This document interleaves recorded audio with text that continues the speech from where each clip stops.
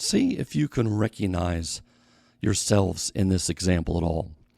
A couple comes in, and I ask how the week was, and one partner says it was good, while the other partner says it was bad. The partner that replied good looks very surprised, shocked even. And then the partner that says it was a bad week begins to explain how they're upset, hurt, or frustrated, and that their partner doesn't even know what happened. They go on to explain how they used a tone when they were conversing or had an interaction of some kind, and something was said that either hurt their feelings or got them angry, and they've been mad ever since. And all week long, they've been upset, and all week long, their partner hasn't even noticed. Now, these types of scenarios are what I call the imaginary fight. When one partner's upset with the other and creates an entire scenario in their head of what their partner has done and their intentions behind it without ever talking to their partner. Now, we're going to talk about this phenomenon, what it is, how it gets created, and what we can do about it in our relationships. Welcome to Trauma-Free Relationship. I'm Tom Philp, your host. And as a therapist, I've spent over 10,000 hours helping couples work through their traumas so they can repair ruptures, heal their wounds, and communicate from a place of wholeness and connection. Let's get started.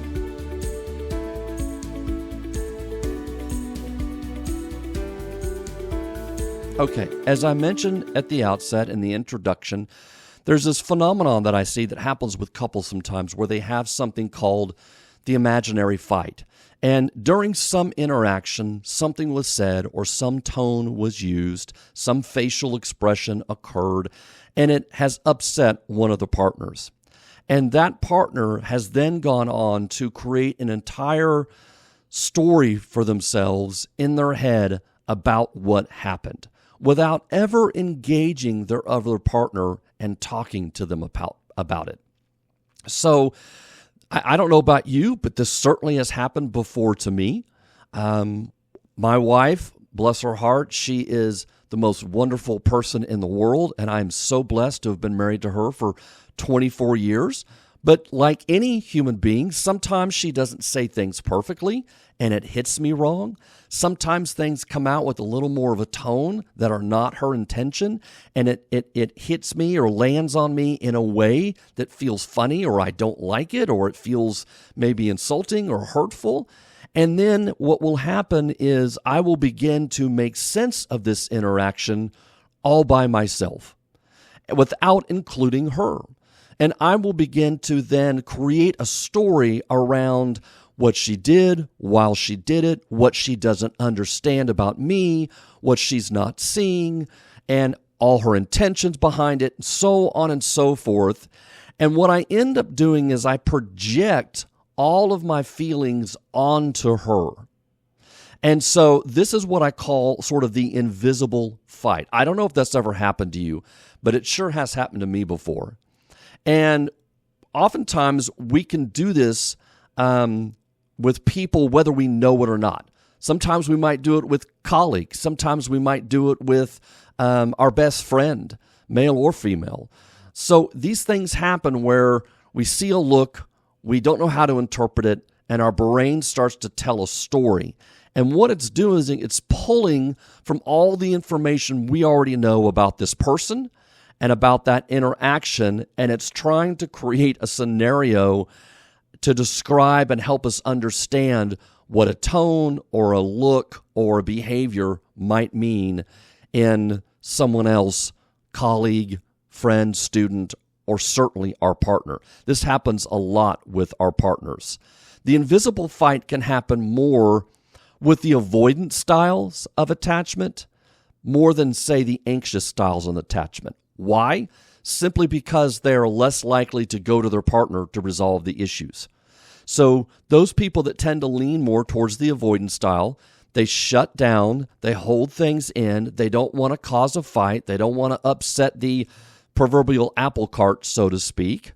Maybe they don't think they're good at explaining how they're really feeling or that their partner's better with their emotions and words.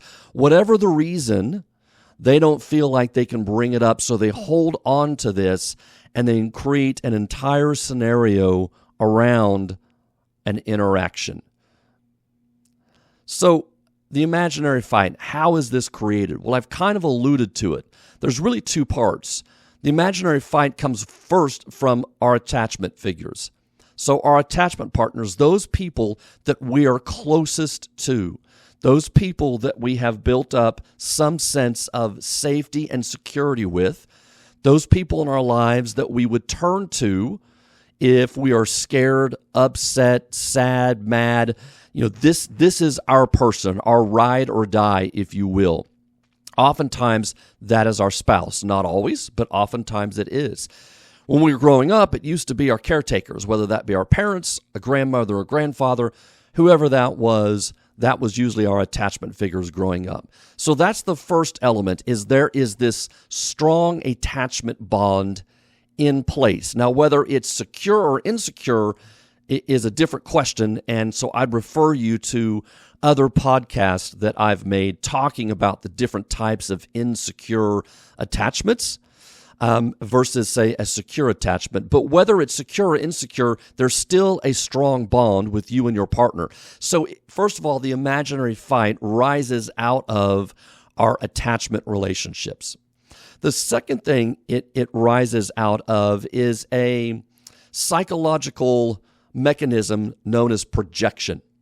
And basically what projection is where we take our fears, our worries, our concerns, our hopes, our desires, our needs, and we project them onto somebody else. Sometimes it's things we don't like about ourselves. We will project onto others, and then we will see that in the other person and get angry about it, or we feel like that's the person's intention, and we will judge their intention. When oftentimes what happens is it comes from us.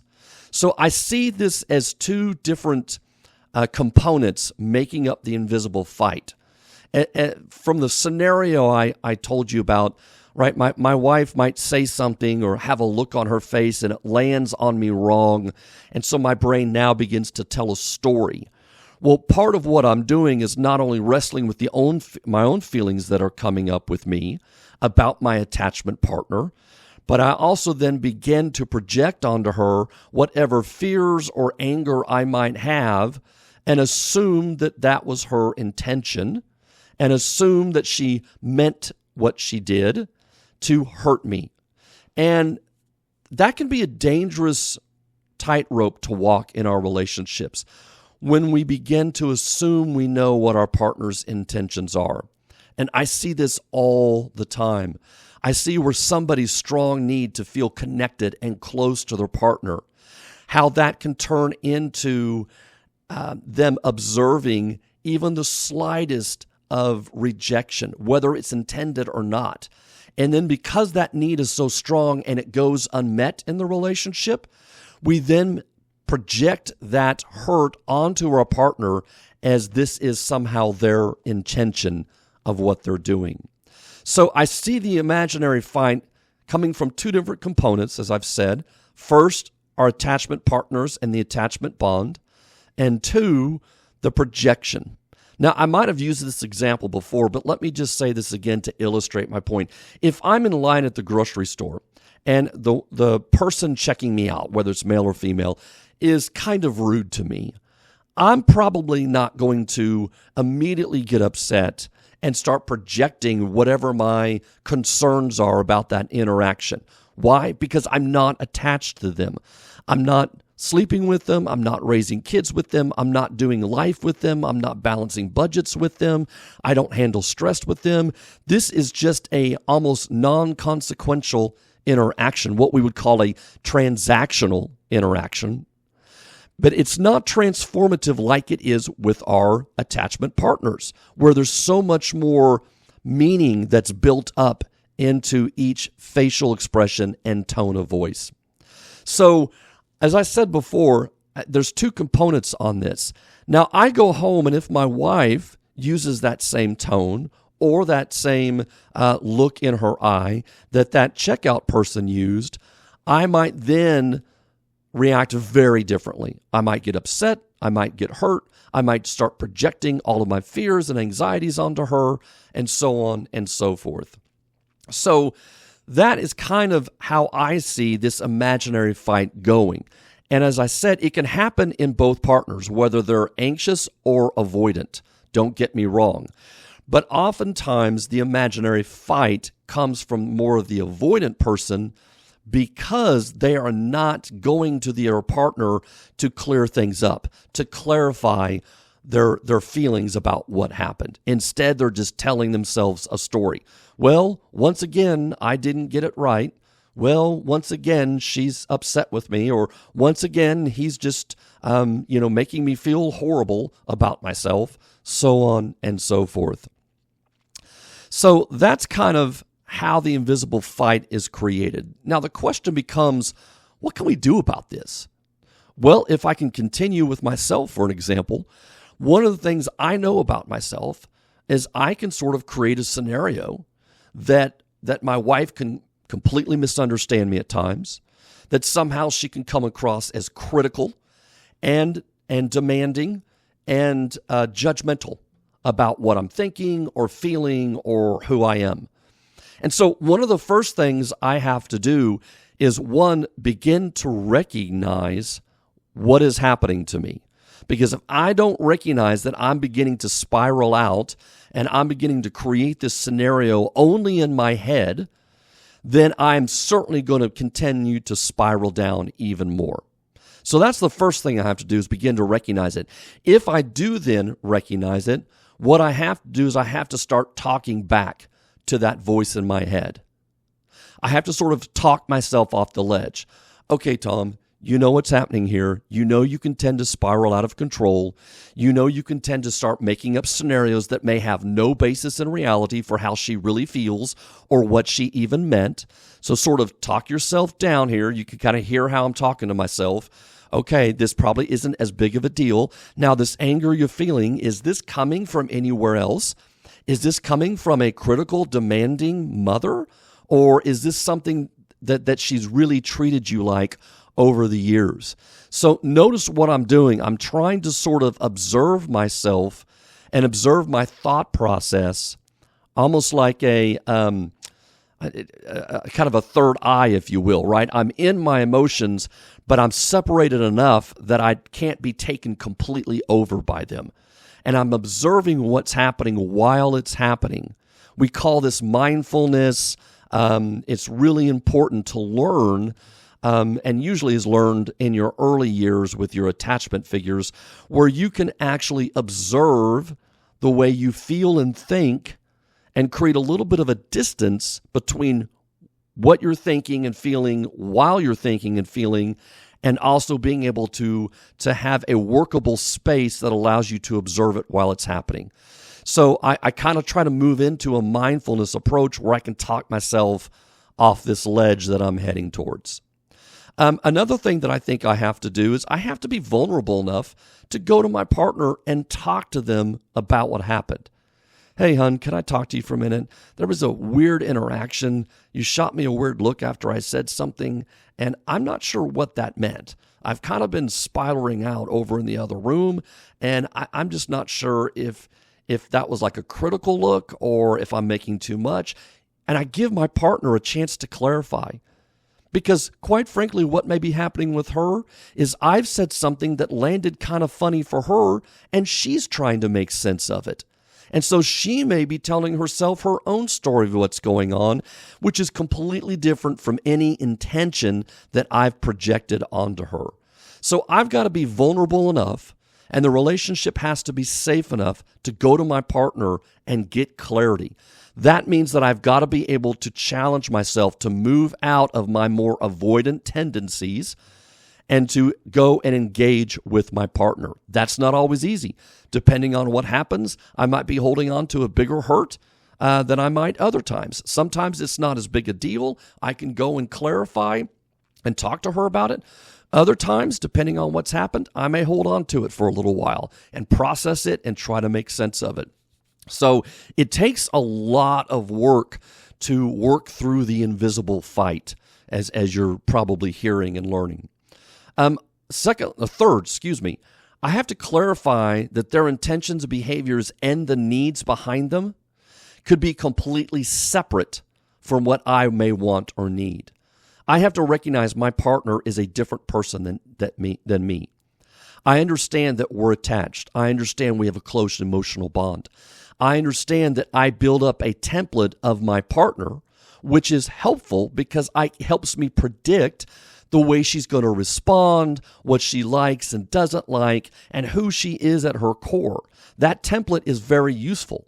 But I also recognize that template can have a big downfall when I assume that her same needs are always in line with my needs, because they might be very different. And so I have to be able to recognize that my partner's a different person, and in that moment, I could have said something that landed funny on her and that she's wrestling with and trying to figure out that may have nothing to do with what I need in the moment. Or certainly it may have nothing to do with my intentions in that moment. And so while I'm going through all this, I also have to recognize that we can project our own fears and disappointments onto our partner. I have to recognize, where is this coming from? Is this coming from some hurt in my past? Is this coming from a sensitive spot, an old wound? Because believe me, I can get triggered by old wounds in my past just like my partner can. And I have to be able to tease those out and say, and what I'm feeling now is the story I'm creating for myself about this interaction, is it based in reality, or is this coming from somewhere that is probably touching on an old wound and I'm now potentially projecting onto my partner, whatever fears or disappointments those might be. And then finally, I think I have to be able to go and internalize her responses and let them in when they're positive. When I go and I talk to her and she can clarify, oh, no, that wasn't, what you had said hit me kind of funny, and so I was reacting off of that. I didn't mean anything by my facial expression. I wasn't actually thinking about what you had said at all. I was thinking about what I was feeling in that moment and what it meant to me and what I was going to do with that. And so when she clarifies, I need to be able to go, okay, this was a great repair. Now I need to internalize and remember that my partner wants to work things out for me. I need to put a little deposit in the trust bank, so to speak. And next time, remember, oh, my partner loves me. She wants to know what I'm thinking and feeling. She doesn't have bad intentions towards me. And if they are, it's usually pretty short-lived and we can work things through. We've got a good 24 years of working through our fights, and if I know her, she's going to be able to reflect on her role in it, just as I am mine, and we'll be able to make this repair of this rupture. And so I have to be able to build up and modify my template I have of my partner.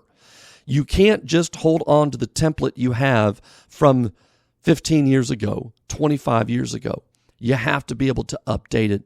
You have to be able to be more flexible and look at your partner's behavior now as they have grown, as they have changed, if they have tried to learn more about you and to meet more of those needs that you have at your stage of growth and development. That's really important, to be able to update our templates we use of our partner.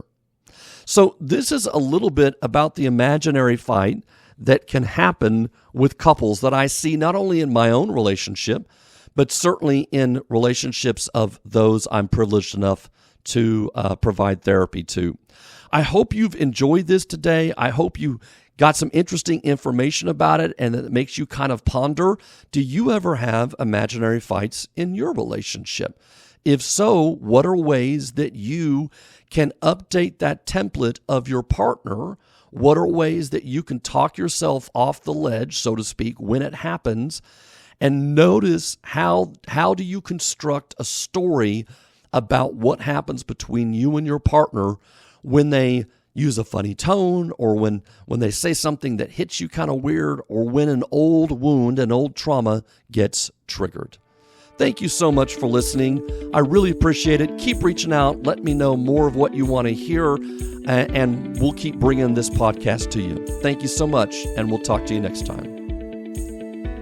for listening to Trauma Free Relationship, a podcast for the healing of attachment trauma.